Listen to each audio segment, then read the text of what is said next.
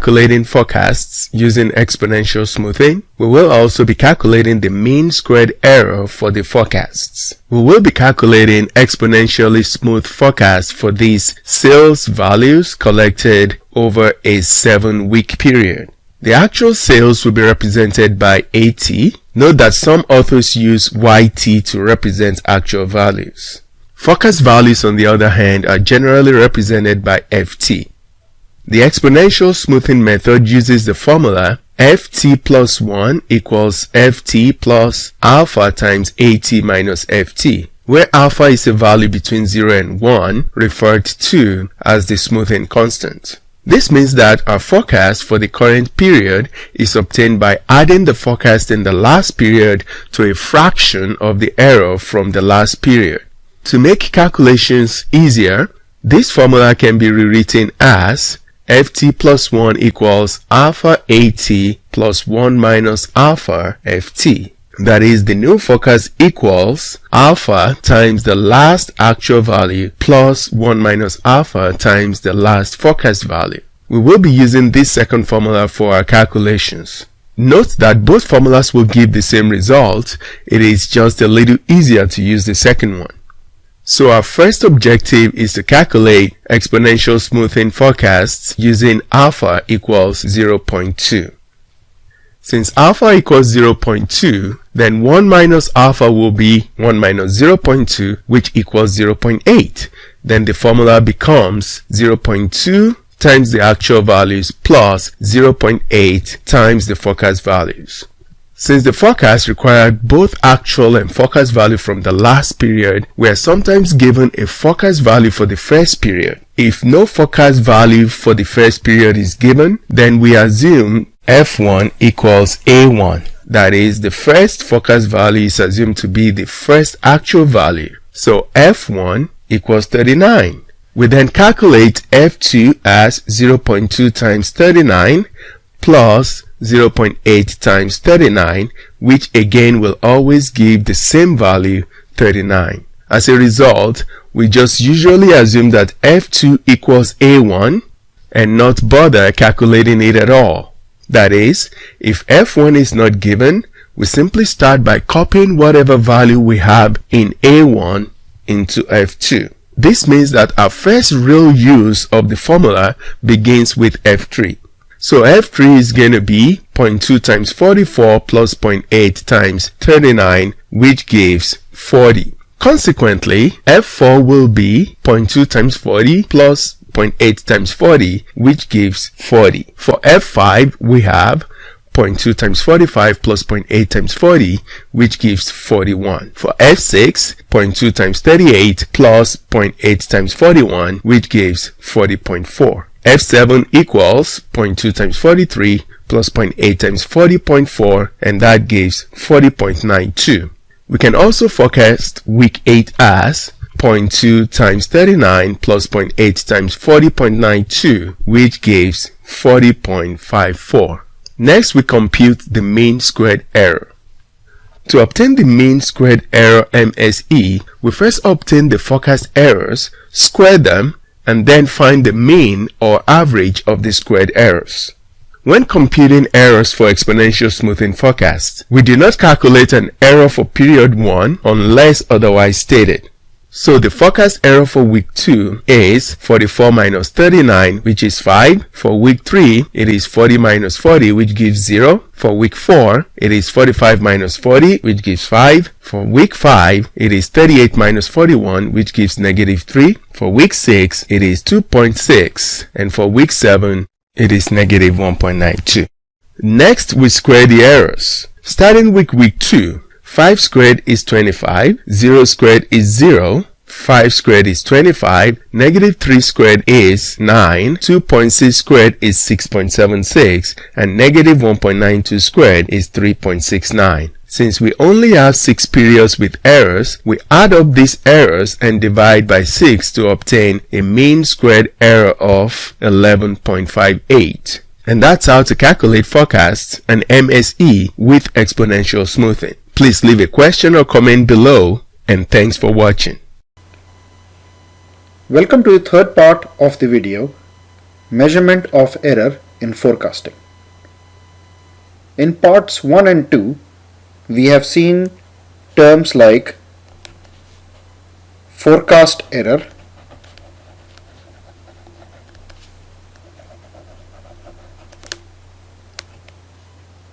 running sum of forecast errors,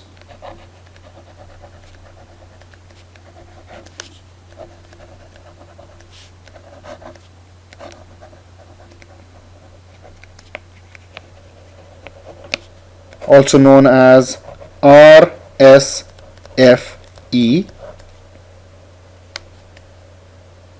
mean squared error,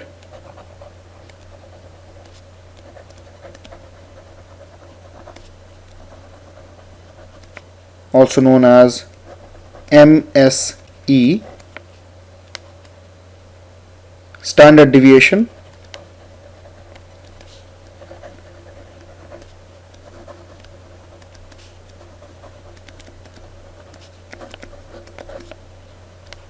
and mean absolute deviation.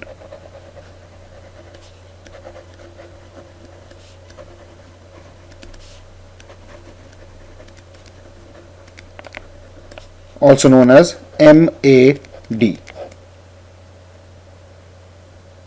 Now in this video we will look at another term called mean absolute percent error. Mean absolute percent error. This is also known as MAPE, mean absolute percent error. Sometimes this is also known as mean absolute percent deviation. So let's see how to find out the mean absolute percent error. So MAPE is equal to, now we'll derive the formula based on this name. So mean absolute percent error. Let's start from the end. So first, error. So error, as we have seen in forecast error, is the difference between the actual demand for a certain time period and the forecast for that time period. So error is A T, where T is the time period, minus F T. A stands for actual demand and F stands for forecast. Now next is percent. So percent error. Now percent is always calculated based on a base data. For example, let's say you have 8 subjects and each of them have 100 marks for examination. So 800 is the total marks that you can score, and let's say if you score 650, so the percent will be 650 divided by 800 multiplied by 100. So this has to come in the denominator. Now we are comparing the error to the actual forecast. So in the denominator we will put the actual forecast for time period. So this is the percent error without that 100, so we'll add the 100, but let's understand this first. So actual demand for time period T minus the forecast for time period T divided by the actual demand for time period T. Now for percent we have to multiply this by 100. Now we have to take the absolute value of the percent error. Now absolute value means that whatever is the sign of the output, whether it is minus x or minus y, we convert into x or y. So here the actual is going to be positive, 100 is positive, but the actual minus forecast may be positive or negative. So here we will take the absolute value of the error. So this becomes absolute percent error. Now again, if we have multiple time periods for which we are calculating this, we have to take the sum of all those time periods. Let's assume that we have n number of time periods. So t is equal to 1 to n. Now we have to take the mean of the absolute percent error. Now if we have n number of time periods, so we have to divide this by n. So this becomes the mean absolute percent error. Now let's understand this better by looking at an example. Now this is the example that we had used for our part 1 and part 2 videos. So we'll continue on the same data. So we have 8 months of data. So n is 8. We had the actual demand for each period. We had the forecast for each period. Then we calculated the forecast error or deviation. We calculated the running sum of forecast error. Then we calculated the square value of forecast error and the absolute value of the forecast error. Now, to find out MAPE, let's note down the formula. So sigma t is equal to 1 to n AT minus FT divided by AT multiplied by 100 divided by n. Now from the previous example, we already have the absolute value of the error, which is AT minus FT. So next let's find out AT minus FT, the absolute value, divided by AT into 100. So I have made this new column, absolute value of the forecast error divided by the absolute value multiplied by 100. So the first month, AT minus FT is 25, AT is 200. So our calculation becomes 25 divided by 200 multiplied by 100. So these two zeros get cancelled and this is 12.5%. So this becomes 12.5. Next, 20 divided by 240 into 100. So 20 divided by 240 into 100. 0 zeros to 12, and 100 divided by 12 is 8.3. So this becomes 8.3%. Next is 15 divided by 300 multiplied by 100, which is 5%. Next is 20 divided by 270 into 100, which is 7.4. Next is 20 divided by 230 into 100. This is 8.7. Next 20 divided by 260 into 100. This is 7.7. Then 40 divided by 210 into 100. This is 19%. Next is 35 divided by 275 into 100. This is 12.7%. So we have calculated this part for each time period. Now we have to take a sum of all of these. So we have to add all of these. So this comes out to be 81.3%. And next we have to take the average or the mean.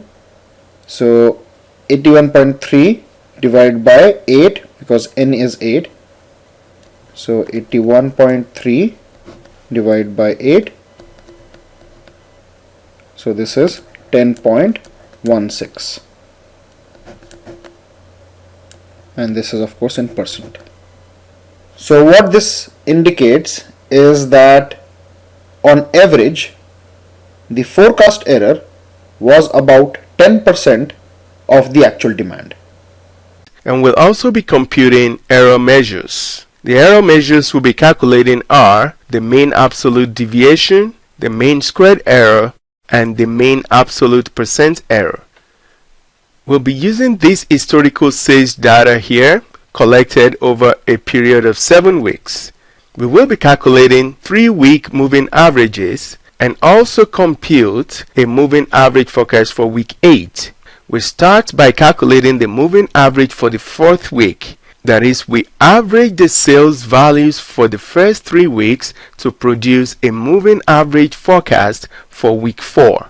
Thus, the moving average forecast for week 4 is 39 plus 44 plus 40 divided by 3, which gives 41. Next, we average weeks 2, 3, and 4 sales to obtain the moving average forecast for week 5.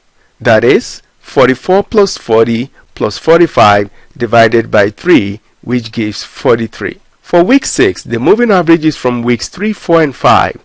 That is 40 plus 45 plus 38 divided by 3, which gives 41. For week 7, it is 45 plus 38 plus 43 divided by 3, which gives 42. And finally, the moving average forecast for week 8 is 38 plus 43 plus 39 divided by 3, which gives 40. Next, we calculate the forecast errors. Forecast errors are calculated as actual values minus corresponding forecast values. Since weeks 1 to 3 have no forecast values, we begin calculating errors in week 4. Thus, week 4 error is 45 minus 41, which equals 4.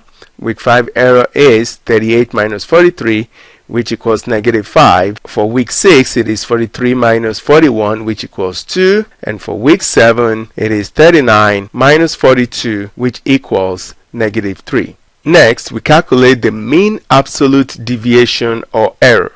Note that error and deviation are used interchangeably. The 2 bars around error here denote absolute values. That is, return a positive value whether the original value is positive or negative. So the absolute value of 4 is 4, the absolute value of negative 5 is 5, for 2 it is 2, and for negative 3 it is 3. To find the mean absolute deviation, MAD or MAE, we simply average these absolute errors. First, we sum up the absolute errors and divide the total by 4, since there are only 4 errors. The total is 14, and the MAD is 14 divided by 4, which gives 3.5.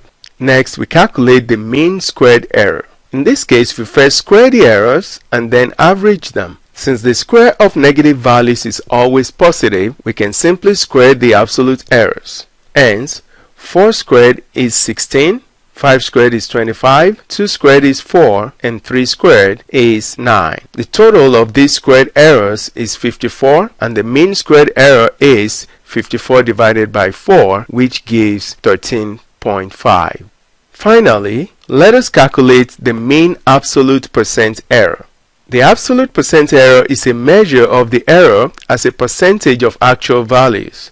To obtain the absolute percent error, we simply divide the absolute errors by the actual sales values and multiply by 100%. For week 4, the absolute percent error is calculated as 4 divided by 45 times 100%, and that gives 8.89%. And for week 5, 5 divided by 38 times 100%, which gives 13.16%. For week 6, 2 divided by 43, which gives 4.65%. And finally, for week 7, it is 3 divided by 39, which gives 7.69%. The sum of these absolute errors is 34.39%, and on dividing it by 4, we obtain the mean absolute percent error of 8.60%. And that's pretty much how to calculate moving averages and forecast error measures. Please leave a comment or question below, and have a great day. Thank you. Welcome to another example of demand forecasting. In this example, we will look at simple and weighted moving average along with their measurement of error. Max's Pizza Point is a small restaurant catering to people with a taste for European pizza. One of their specialities is Max's Special Pizza. So this is the type of pizza which sells the most for Max's Pizza Point restaurant. The manager must forecast the weekly demand for these special pizza so that he can order the ingredients weekly. The recent demand has been given to us in this table. So for the week of 2nd June, the number of pizzas sold was 50. For the week of 9th of June, the number of pizzas sold was 65. For the week of 16th June, the number of pizzas sold was 52. For the week of 23rd June, the number of pizzas sold was 56. For the week of 30th June, the number of pizzas sold was 55. And for the week of 7th July, the number of pizzas sold was 60.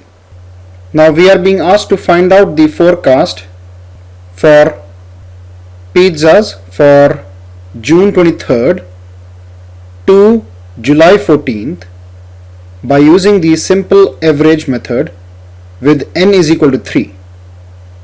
Then repeat the forecast by using the weighted moving average method with n equals to 3 and weights of 0.5, 0.3 and 0.2 with 0.5 applying to the most recent demand. So basically what we are being asked to find out is the forecast for the week of June 23rd, June 30th, July 7th and July 14th. Now we have been given the actual demand for these 3 weeks. However, if we want to find out the forecast that would have been expected based on the previous 3 weeks of data, and also we have to find the forecast for the next week, which is the week of July 14th.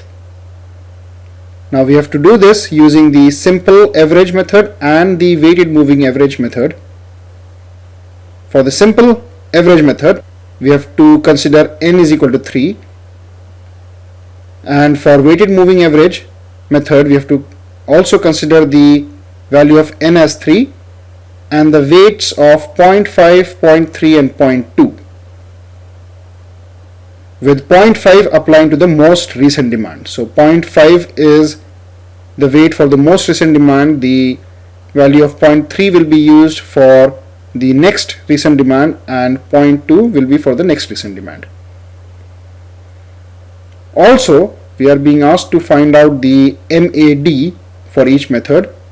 MAD is nothing but the mean absolute deviation, which is one of the measurements of error. So let us find out the solution for this example. So this is the information that has been provided to us. June 2nd through July 7th we have been given the actual demand. Now we have to find out the forecast for weeks June 23rd, June 30th, July 7th and July 14th using simple moving average and weighted moving average. So let's first look at the simple moving average. Now first of all, what is simple moving average? So simple moving average for period T, so let's say this is represented by Ft, is equal to the sum of last n demands divided by n. So basically for simple moving average we have to take the average of the last n demands, and in our case, we have been asked to consider n equals to 3. So basically what we're saying is, if we have to find out the forecast for the week of June 23rd, we will be taking the average of the last 3 periods available to us, which is June 2nd, June 9th and June 16th. Similarly, when we move to forecasting for June 30th, we'll take the last 3 demands, which is June 23rd, June 16th and June 9th. So let's first find out the simple moving average forecast for June 23rd. So forecast is equal to, now we have to take the actual demand, so 50 plus 65 plus 52, 50 plus 65 plus 52 divided by n, which is 3. So this is equal to 5 plus 2 7, 5 plus 5 10 plus 6 16, and this is equal to 55.667, or we can say 56. So for June 23rd, the forecast is 56. Now let's move to the week of June 30th. Now in this case, we'll take the last 3 periods, which is this. So forecast is equal to 65 plus 52 plus 56 divided by 3. So this is equal to 6 plus 2 8 plus 5 13. So 1 carryover. Now 5 plus 5 10 plus 6 16 plus 1 17 divided by 3. So this is equal to 57.667, which is also, we can say it is 58. So the forecast for week of June 30th is 58. Let's move to the next one, which is for July 7th. So in this case, the last 3 periods will be these 3. So F3 is equal to 52 plus 56 plus 55, 52 plus 56 plus 55 divided by 3, and this is equal to 5 plus 6 11 plus 2 13, 1 carryover, 5 plus 5 10 plus 5 15 plus 1 16 divided by 3. So this is equal to 54.33. We'll round it up to 54. Now let's move to July 14th. So in this case, the last 3 periods will be these 3. So F4 is equal to 56 plus 55 plus 60 divided by 3, and this is equal to, now 6 plus 5 is 11, so 1 and 1 carryover, 5 plus 5 10 plus 6 16 plus 1 17 divided by 3, so this is equal to 57. So for July 7th, the forecast was 54, and for July 14th, the forecast is 57. Now let's calculate the forecast using the weighted moving average method. So what is the weighted moving average method?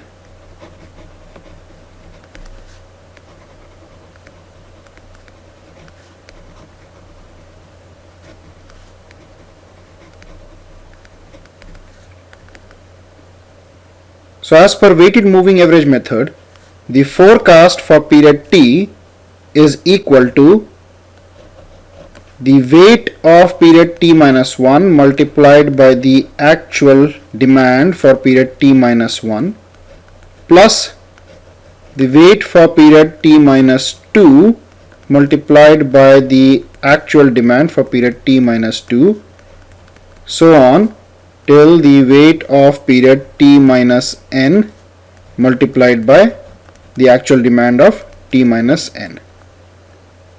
Now in our example, we have been given that we have to take the last 3 periods and the weights given to us are 0.5, 0.3 and 0.2, where 0.5 is to be applied to the latest demand, which means Wt minus 1 is 0.5, Wt minus 2 will be 0.3 and Wt minus 3 will be 0.2.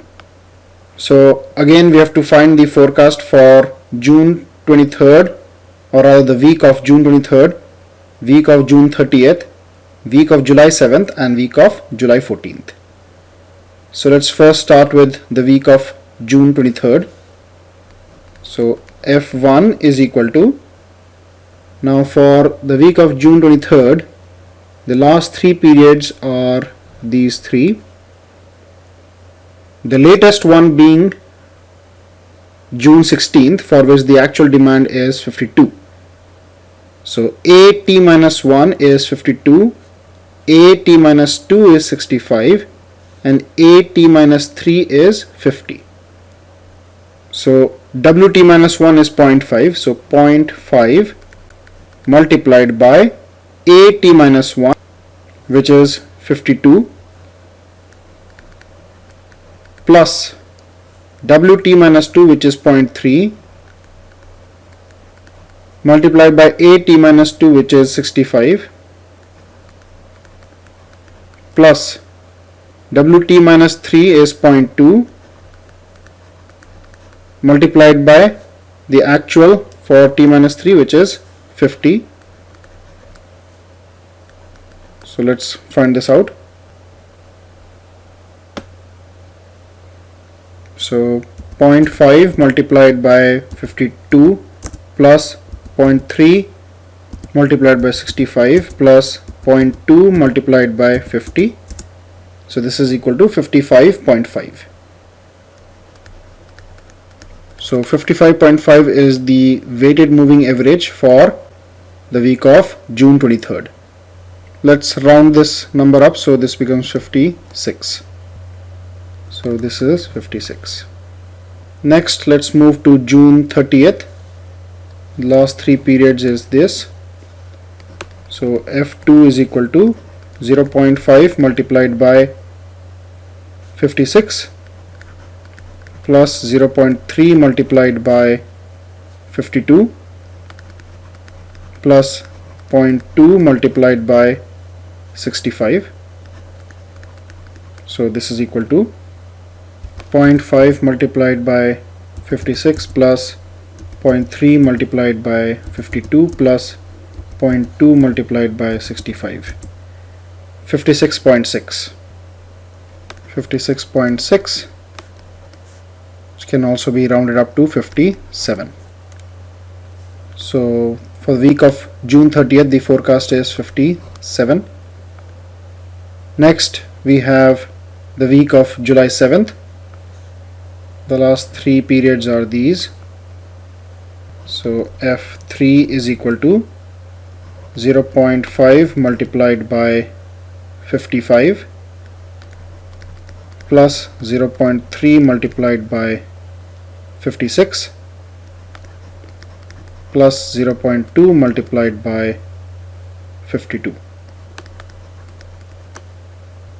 0.5 multiplied by 55 plus 0.3 multiplied by 56 plus 0.2 multiplied by 52. 54.7. So 54.7, which can be rounded up to 55. Next we'll forecast for July 14th. Last 3 periods are these 3. So F4 is equal to 0.5 multiplied by 60 plus 0.3 multiplied by 55 plus 0.2 multiplied by 56. So 0.5 multiplied by 60 plus 0.3 multiplied by 55 plus 0.2 multiplied by 56. So forecast is 57.7. 57.7, which can also be rounded up to 58. So the forecast for July 14th is 58. So we have found out the forecast using the simple moving average and weighted moving average, and as we can see, there is a difference. For June 23rd, both are same, 56. But for June 30th, simple moving average gives a forecast of 58, while weighted moving average gives a forecast of 57. For July 7th, simple moving average gives a forecast of 54, while weighted moving average gives a forecast of 55. And for July 14th, simple moving average gives a forecast of 57, while weighted moving average gives a forecast of 58. Now next we have to find out the mean absolute deviation for both these methods. Now what is mean absolute deviation? So mean absolute deviation is, as the name suggests, so first we have to take the deviation, which is actual demand for period T minus the forecast for period T. Then we have to take the absolute value of this, and if we have multiple observations, we of course have to take a sum where T is equal to 1 to n, and then we have to take the mean, so divided by n. So here the values that are needed to calculate the mean absolute deviation is the actual for a period and the forecast for the same period. Now we have these three periods for which we have both these values, which is June 23rd, June 30th and July 7th. So let's find out the deviation or the absolute deviation value for these 3 weeks for both the simple moving average and weighted moving average. So for week of June 23rd, the deviation or the absolute deviation is AT minus FT. Now AT is this one here, which is the actual demand, and FT is this one here. This is also FT for weighted moving average. So actuals is 56 and the forecast is 56, so this becomes 0. Here the actual is 55 minus forecast is 58, so minus 3, and since we are taking the absolute value, it becomes 3. For July 7th, 60 minus 54, which is 6. So here we have found out the deviation or the absolute deviation for the individual periods. Now we have to take the sum of all of these. So the sum is 0 plus 3 plus 6, which is 9.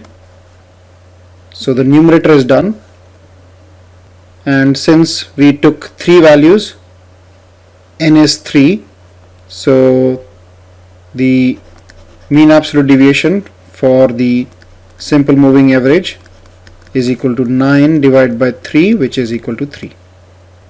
Now let's do the same calculation for the weighted moving average.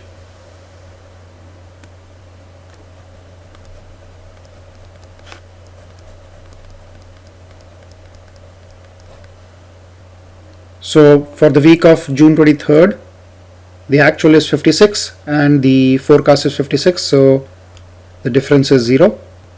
For the week of June 30th, the actual is 55 and the forecast is 57, so 55 minus 57 is minus 2 and the absolute value becomes 2.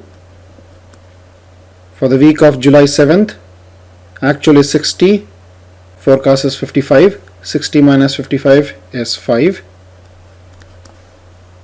Now taking the sum, So 0 plus 2 plus 5, this is 7.